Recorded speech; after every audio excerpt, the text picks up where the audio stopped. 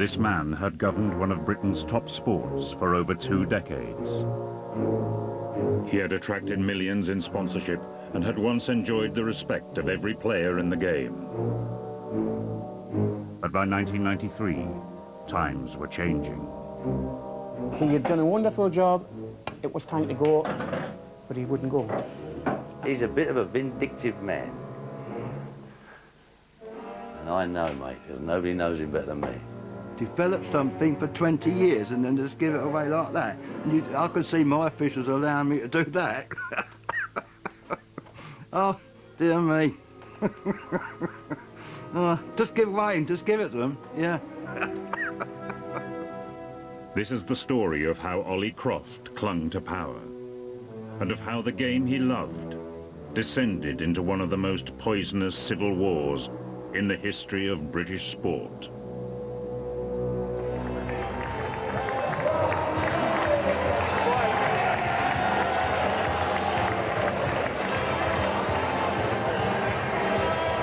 Only a few years earlier, it had all been going so well for darts.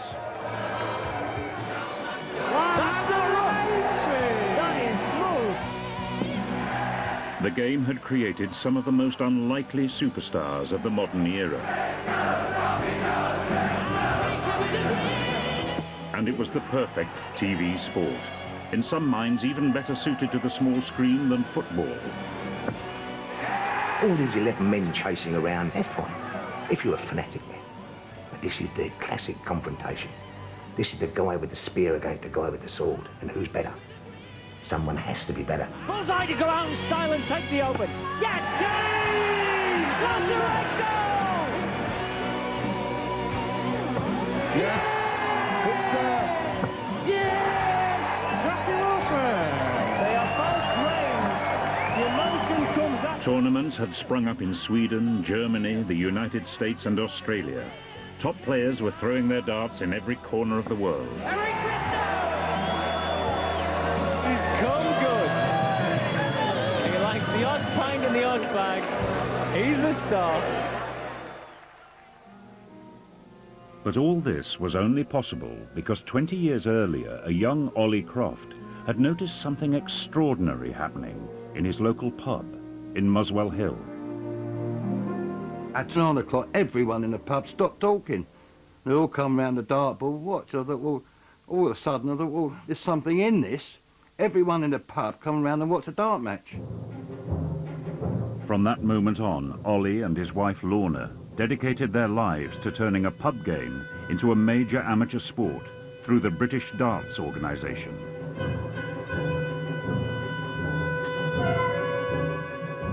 Then, in the late 1970s, they chanced across a teenage phenomenon who would change the entire destiny of the game. Eric Bristow. Sometimes a lovely-looking girl comes into a room and you see the gentlemen turn their heads, you know. It was similar to Eric. I mean, if you'd know Eric was in the place.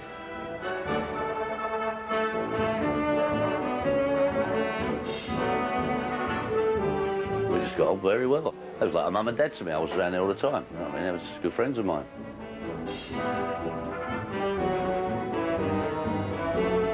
He was a natural, wasn't he? Yeah, he was just a natural good dart player. He was very arrogant. We loved him, we loved him, but we did certain things we didn't like what he did. You know, but that's life. That's life. I suppose I was a bit of a character. I don't know. I mean, yeah. I mean, I just said what I thought. I thought I was going to win it, so I told everybody. So I suppose I was a bit outspoken, but didn't tell no lies, did I? I just said what I felt.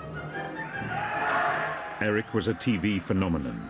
By the mid-1980s, up to 10 million viewers were tuning in to watch his top matches. The game's popularity soared. It seemed to grow every year. And there were some lovely friends in the Beeb, weren't there? Well, that's right, yeah. ITV and, yeah. You know, yeah. we sort of... Very exciting times. From his headquarters in Muswell Hill, Ollie was now running a multi-million-pound sport.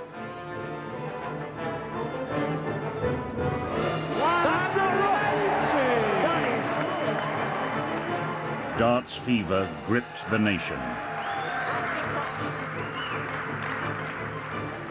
Manufacturers couldn't produce boards fast enough.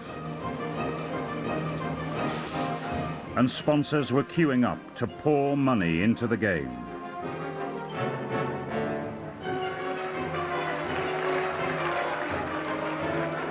Darts players turned professional, earned big money, and were starting to enjoy living like stars. I didn't believe I'm coming back again, see? I'm only here once, and I'll have a good time. Whether I've done right or wrong, we'll find out later on in life, I suppose, I don't know. But at the very moment the sport of darts was toasting its success, it was also unwittingly sowing the seeds of its own destruction. How many pints would you have during a fairly tense game? Well, it depends. 5 or 6 pints or later. I mean, even when you're on the television? Yeah. How can you see the board? It's a funny old game. It's just funny. Suddenly, the press was full of lurid tales about darts players' drinking habits. It all seemed so unfair. You can't play darts and be drunk. Or if you go to the top and drink, and you cannot play darts properly.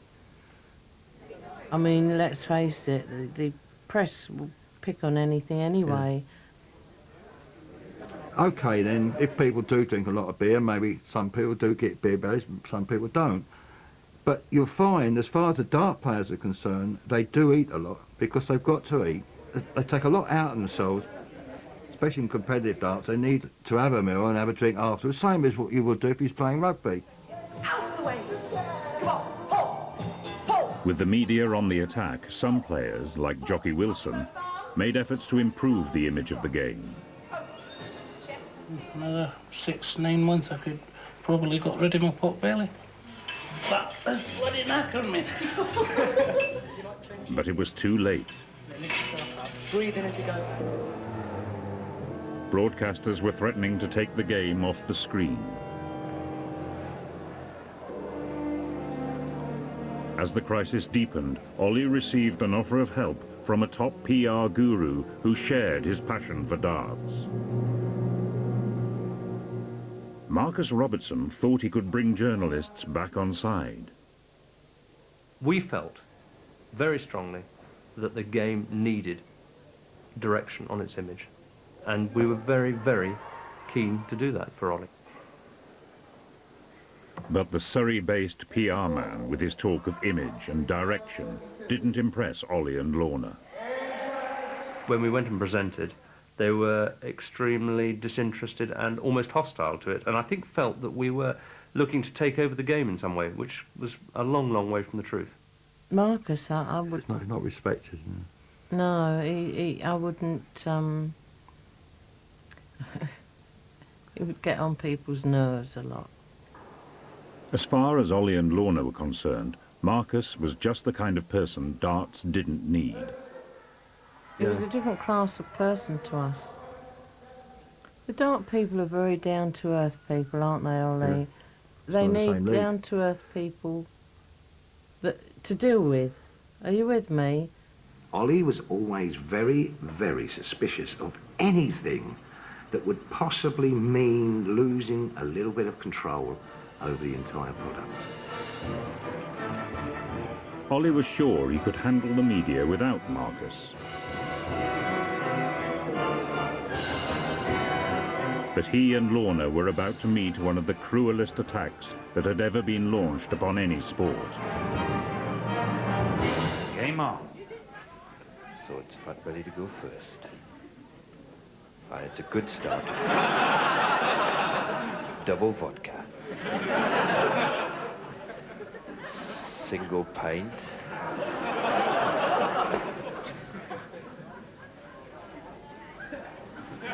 Another double vodka.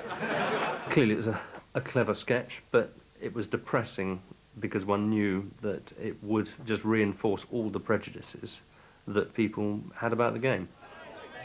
And he's missed the table altogether. He's missed the table. 110 milligrams. That's just 110. What an unfortunate miss. Still 2 triple Bacardis. It was not something that you could just sweep under the carpet and say, well, we'll soon get rid of this. This is going to go away. He's going for a triple scotch. That'll help. That'll keep him in the game.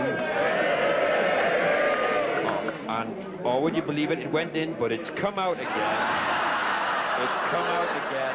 Every walk of life, there's large and small people. Why should it be, because there's large and small people in the darts fraternity, why should it be different to the other walks of life? But apparently it was. By 1988, darts was out of fashion. Broadcasters decided they wanted to wash their hands of 5 pints a night superstars.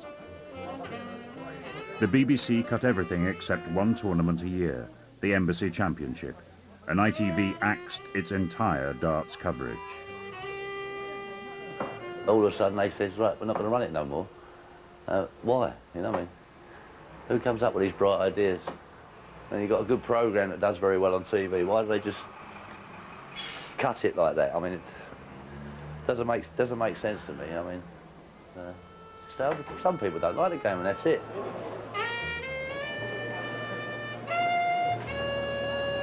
The word come back that the people that are watching it weren't the right people that watch it, so I don't know who the right and the wrong people are, I don't know.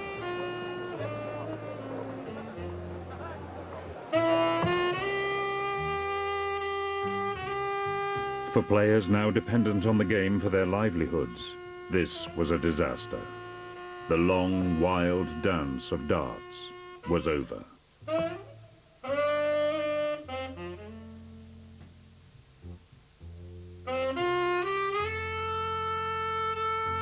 Their despair was disappointing to Ollie, but for him the game did not live or die by television.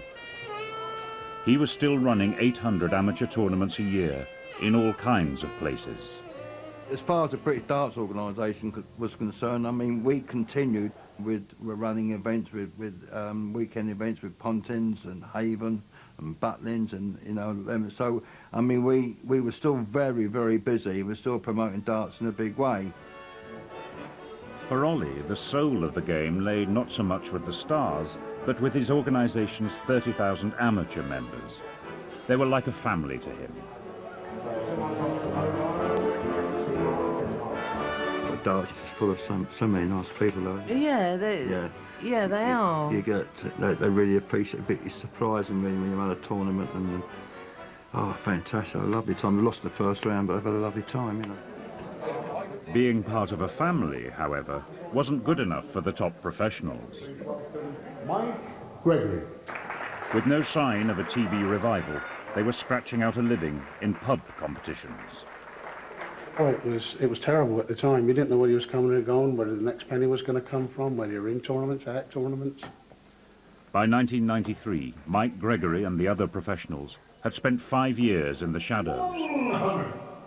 Ollie, they decided, had not done enough to get darts back on the box.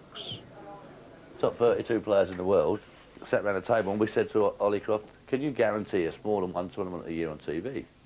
And he said no. We said, okay, would you mind if we run our own tournaments on TV? Because not only just the players managers, the dart manufacturers, everybody who do with darts was getting a bit worried. So that's who we was representing. And they said, yes, we do mind if you run your own tournaments on TV.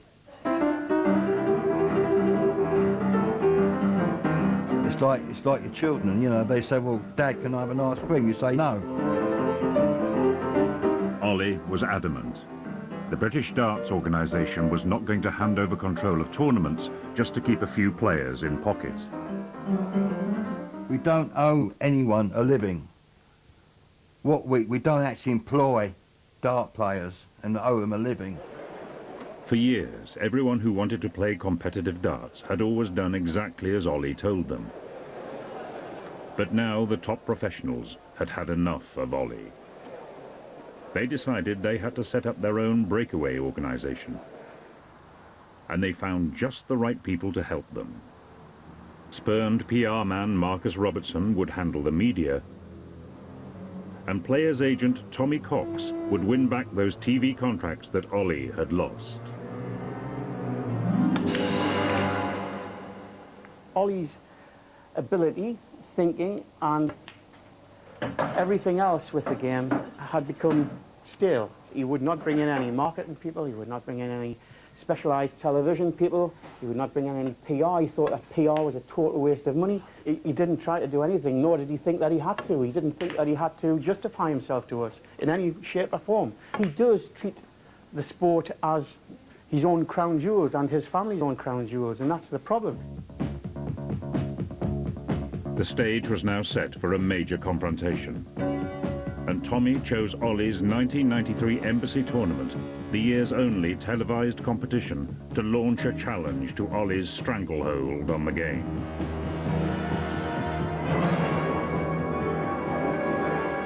We were looking to show the BBC in particular, and television in general, that there was another organisation there which had the support of most of the professionals, the top professionals, and this was the only showcase we had. Tommy's top players arrived at the tournament, their hearts emblazoned on their sleeves. Their new organisation, the WDC, or World Darts Council, needed to get noticed.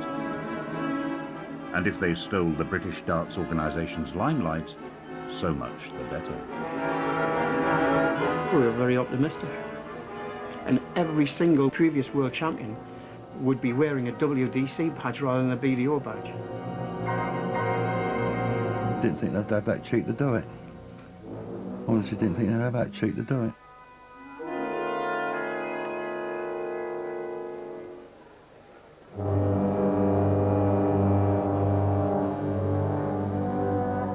It was a kind of confrontation, it was a kind of challenge to the authority. And Ollie had no choice. Ollie had no choice. The event that we're talking about now, I mean, that has been going for 18 years, and there's been a BDO promoted event since day one.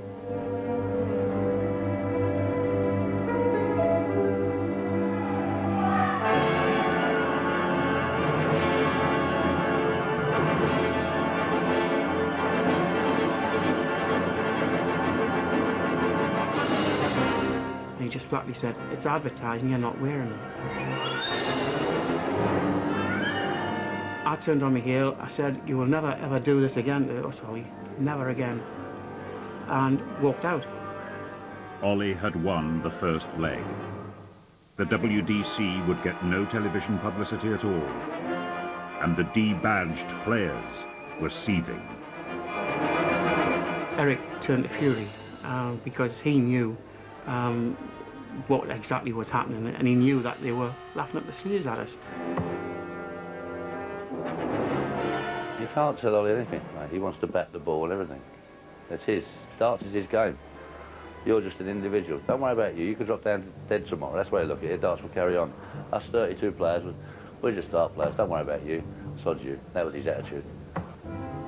Sad, isn't it? There's no doubt about it. They brought it onto themselves completely. No doubt about it at all. Ollie thought he had seen off the WDC. In fact, he had fueled their resentment. The humiliated players were now ready to take the dispute much further. To them, it wasn't just about badges. It was about the destiny of darts. Marcus's PR machine now struck back with a press conference at the Rose and Thistle in Frimley. There, the top players held a gun to Ollie's head. Unless he agreed to recognise their new organisation, they would never play at his embassy tournament again.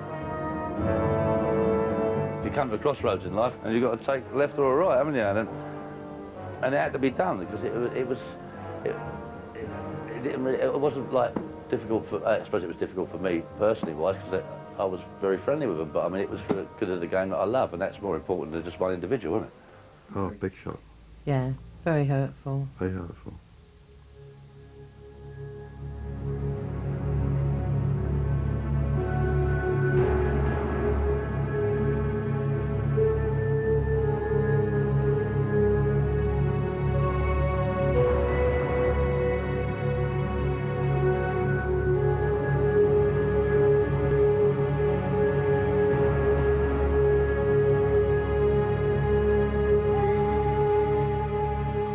was so unjust and so unfair.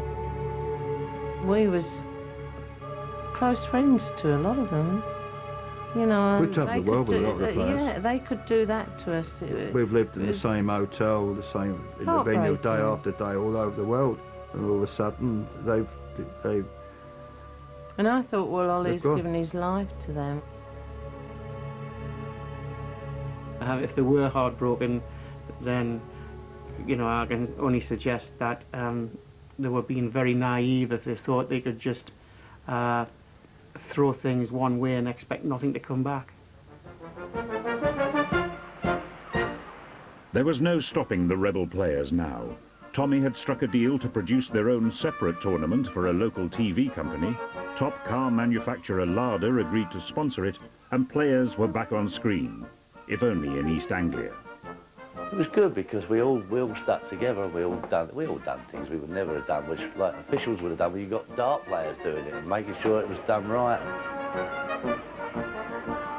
I won 2 events out of 4. They were quite good. I really enjoyed them actually. I wouldn't give them titles away if anybody asked me, even though it's Larder. You know what I mean? What they say about Larder is just not true, by the way. We had a great sense of achievement when it was finished, and we proved beyond doubt that we could put a tournament on. Tommy thought he had Ollie over a barrel. His players were still threatening to boycott the next Embassy Championship. Surely Ollie would want to do a deal. Remember that we had every world champion from 1973 to the present standing there foursquare with us, so that it seemed inconceivable that the tournament could go out without these players being in it. Sure enough, Tommy and his PR man Marcus were invited to meet 100 delegates of Ollie's British Darts organisation. They decided to take the opportunity to argue that the 2 organisations should try to work together in a friendly way.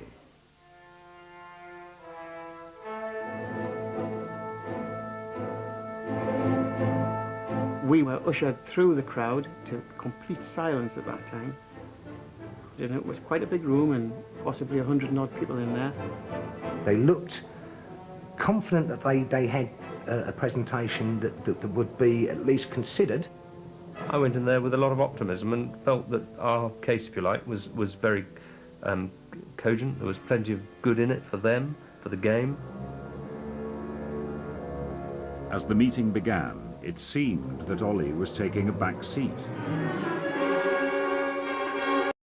Very low profile during the meeting, probably because he needed both hands free to pull the strings.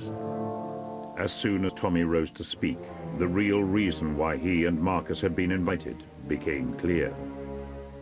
We were catcalled throughout.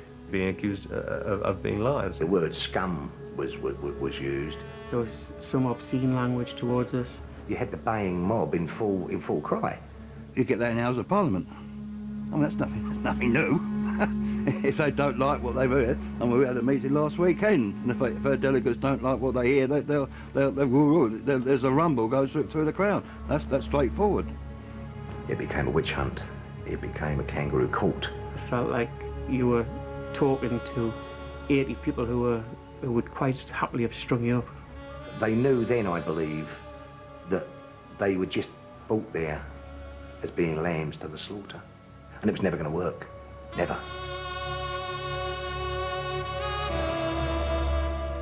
That meeting was a vehicle the BDO used to ostracise the WDC and its players. I mean, I don't know what he's on about. I mean...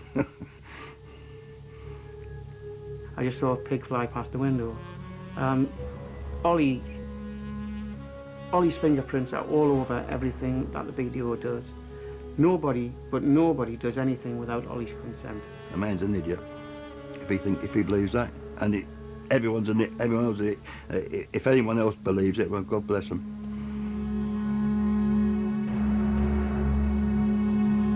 Yeah, they left, and the meeting sort of continued, but very, very much on a vein that in their legs. The delegates voted to ban Tommy and his star players from every darts competition in Britain. The most famous names in the history of the game were now outcasts.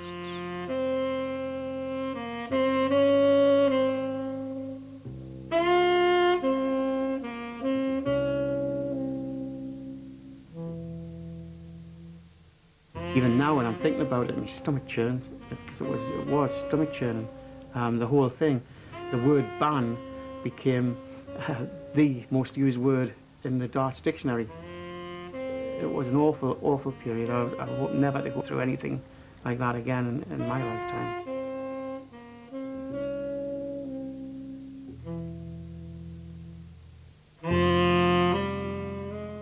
They were absolutely, totally ostracised. Long-standing friendships over years and years and years were strained. Dart-playing partnerships in pairs that had been going for years and years were forced to be broken up. Even in the minor little insignificant £100 competitions in a pub somewhere, they couldn't. And it must have been very, very difficult for the resolve of those players. Apart from the were now cut adrift. Well, that was, we all said we was going to stick together, and that was it. And then Ollie started his game plan, didn't he? And all he was going to do is try and pick us off at one at a time. That's the way he thinks. That's the nastiness in his head. You know what I mean? We knew what they was going to do, but we just didn't think anyone was going to, you know, anyone was going to get suckered into it. As the months passed, the ban put more and more pressure on the players' commitment to each other. Rumours of possible legal action made some of them especially nervous. There was 100% solidarity amongst the players throughout the whole of the period of the dispute, with the notable exception of Mike Gregory. I just decided, no, I think I'd better go back. Well, not just me and the wife at the time. And this is what we did. We made a team decision. He sat amongst us, broke bread, as they say, with us, had a pint with us, knowing that what he was about to do. I mean, it didn't concern anybody else what I was going to do. Then when they had to be told, they were told. I wouldn't mind if he just said to me, Eric, I'm going to go back to the BDO. They've offered me a good deal. I want to look after my wife and kids. I wouldn't have told the other boys. I'd have said, OK, Michael. Shook his hand. I said, you've got to do what you've got to do. I mean, and I still would have been friends with him. But he didn't do that, so I don't talk to him no more. Because he should have told me. You don't share a room with somebody for 2 years. And do that. Oh, very pleased. I mean, he's one of them players that have been around with us for quite a few years. Nice bloke.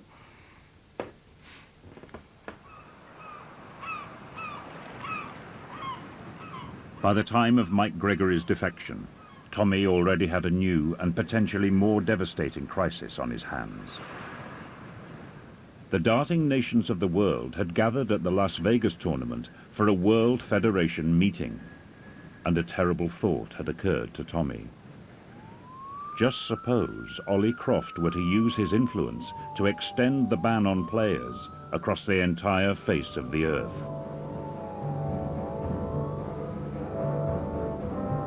In a fit of desperate anxiety, Tommy booked his flight to Vegas.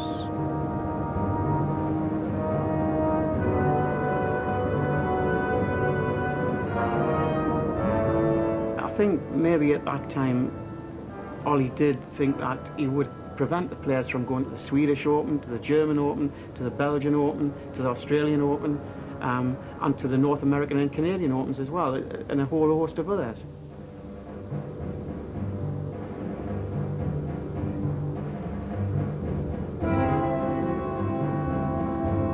Tommy's worst fears were realized. As he lobbied the delegates, he learned that a global ban was indeed on the agenda. The World Darts Federation was gathering the very next day, and the 5 most powerful darts chiefs on earth would decide the fate of Tommy and his new organization. I was pretty desperate. I talked till I was blue in the face to people. outside lobbying and tried very, very hard to gain admittance. But there was one factor which even the passionately committed Tommy could not negotiate out of the equation. Tommy is a champion sometimes of hopeless causes. The General Secretary of the World Dance Federation is Ollie Croft. And he is as powerful, if not more so, on the World Dance Federation than he is on the British Dance Organisation. Do you honestly think that the World Dance Federation containing Ollie Croft as the General Secretary is going to turn round to England containing Ollie Croft as the General Secretary and say, Ollie, you made a mistake? Never. Never. Never happened. If he couldn't get into the meeting to stop the ban, the choices for Tommy would be stark. He could concede all to Ollie, or he could unleash a force that would sentence the game he loved to years in the doldrums. Litigation.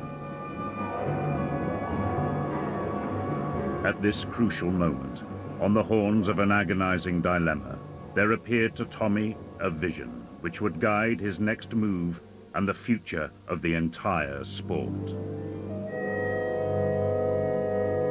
Lorna just appeared like a bat out of hell, as they say, and she was livid. You could see in her face, she was livid. I went up and I asked him what he was doing there. I said, you're not wanted by people. Why are you here? Just leave us alone. It was words like that, as short and sharp as that. Loud, with... She actually said, what the fucking hell are you scumbags doing here? I would never have dreamt of swearing at that stage, because I would have been lowering myself to their standard. Right. She would never swear. Okay, well, if she says that, it must be right then. And I think I did cry after, you know, because it was I'd let off steam, yeah. It was a shock that I could do it, but I did it. And that's how much I must have felt. And that was as near as we got to addressing the meeting.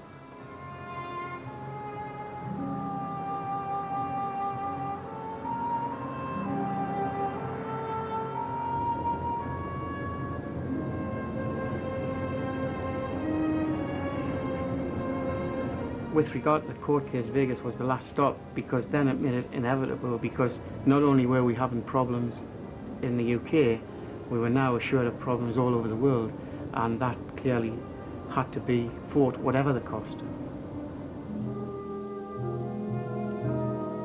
There now began one of the most protracted legal battles in the history of British sport. Hundreds of thousands of pounds that the game could ill afford were lavished on a case that would leave darts paralysed for years.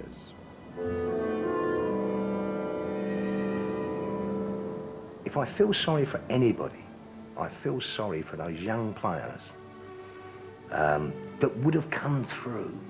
They would have challenged. They would have been the Bristows of the 90s, and they would have gone to these old fogey dart players who've been hanging around too long and said, hey, I can beat you. I'm going to beat you. Just exactly the same as Eric did. They were always denied that. And they can never get that back. And as the lawyers locked horns, the world's top stars looked on and watched their best years drain away.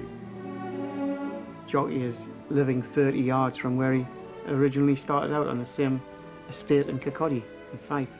He's never thrown a dart for 3 years, certainly. He's still a world-renowned face, as you can imagine, but I have to say he's never been out of the house, and he's never been off his housing scheme, as he calls it up there. He's never been off there in 2 years. Even the game's undisputed superstar didn't escape unscathed. He got dartitis, didn't he? Dartitis, He got yeah, that was dartitis a back few in, years that was after. back in, he'd been at the top then for several years, and then he sent for some unknown reason he got his dartitis. There's something in there, isn't it? It's your brain, isn't it? And everybody says to you, just let them go. That's what they say to you. You go like that, you go, and you just won't go. And everybody said, oh, your mate say, just let it go. I said, well, bloody hell do you think I'm trying to do? You think I want to stand here all day with this in my head, or what? Something to do with the brain cells, mate. The grey matter. Yeah, maybe that was stress, eh? I don't know.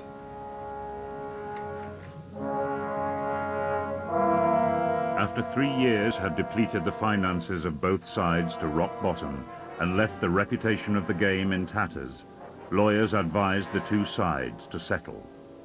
Tommy agreed not to call his organisation a world body, and Ollie lifted the ban on players.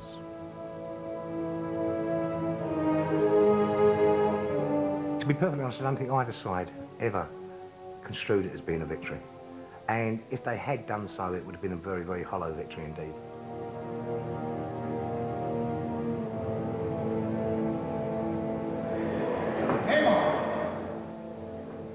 Tommy's Professional Darts Council now stages Sky TV's coverage. And Eric Bristow has recovered from dartitis. The game still echoes with suspicion and mistrust. There are still a lot of deep, deep wounds there, which I felt personally. Through bloody-mindedness, or whatever you like to call it, they've cost the darts in general, a lot of money. Until such time as Ollie moves aside or moves on altogether, there will never be complete harmony, because he will always have that feeling that darts belongs to him. In a way, you feel it's your baby, you know. You know, you sort of been there for so long and all that. But the day I can't do it, then obviously I'll throw the towel in. But at the moment, I feel as though I've got a lot to offer.